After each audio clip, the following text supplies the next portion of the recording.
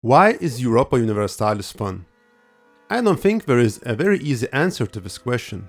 After all, when you look at somebody playing this game, all you can see is a big map of medieval Europe and a person clicking around, opening dialogues, closing notifications, and so on. So looking from side, you cannot tell why exactly this person would find playing this game interesting. But I think that the fun for Europa Universalis comes from three key areas. So I would like to discuss them all. First, I think the first area where the fun comes from is roleplay. So many people know history of their own country, and all countries in the world can have some kind of beef with their neighbors, with other countries. So one of the main sources of satisfaction when playing Europa Universalis is from resolving historical beefs with your neighbors, changing the history in a way that your country became the winner, your country was more glorious than their neighbors, and so on. So it's really nice and satisfying because in the history lessons we are taught a lot about the history of our own countries and which other countries kind of damaged us or hurt us. So we have this internally, this kind of a feeling of revenge that we want to take on these countries, even if it's subconscious, but still resolving it in this kind of imaginary space of the game gives us satisfaction. Another reason roleplay scenarios are fun because you can play what-if scenarios, like alternative history. Maybe somehow you want to see what would happen if Ottomans became Christians.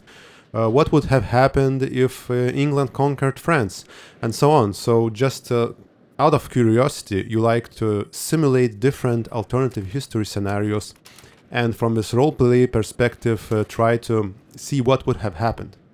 So roleplay is the first area that gives fun when playing this game. Another area is the strategy, the kind of the deep analytical thinking, trying to outsmart AIs, trying to outsmart your opponents. So this is something similar that comes from chess. You think really deeply about your moves into the future.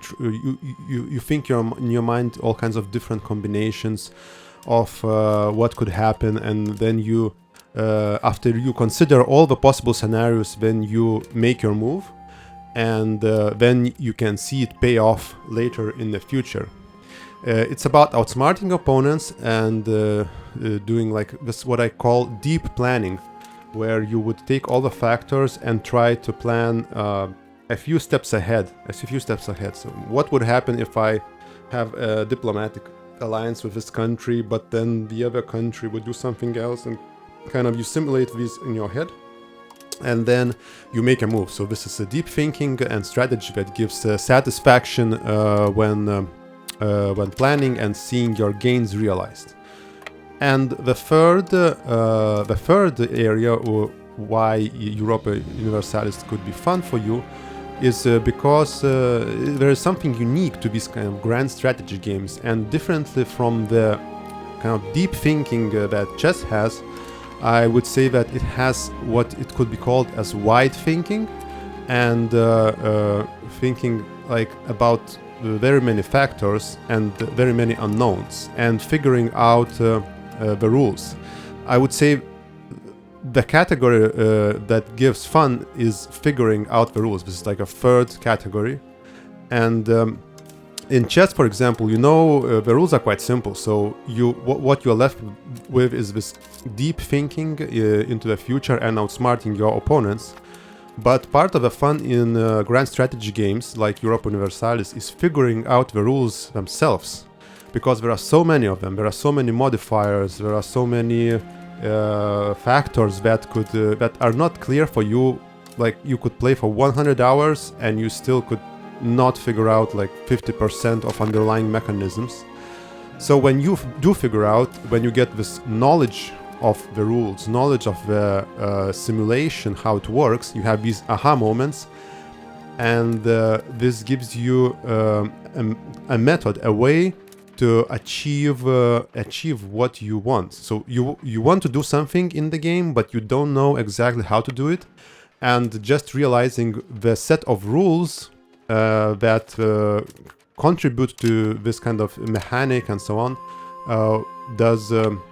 that empowers you to implement and realize your idea in the game world.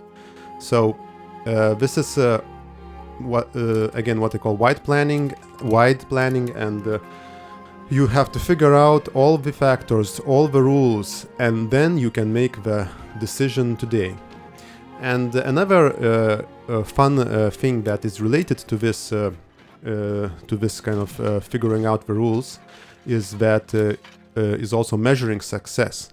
After some time pass, you measure your action results in some kind of dashboards, in some kind of graphs, and it's satisfying and fulfilling to realize that your assumptions, your knowledge of the rules were sufficient and enough to implement specific actions, and that gave results that were that were expected. That actually you finally achieved what you wanted to do.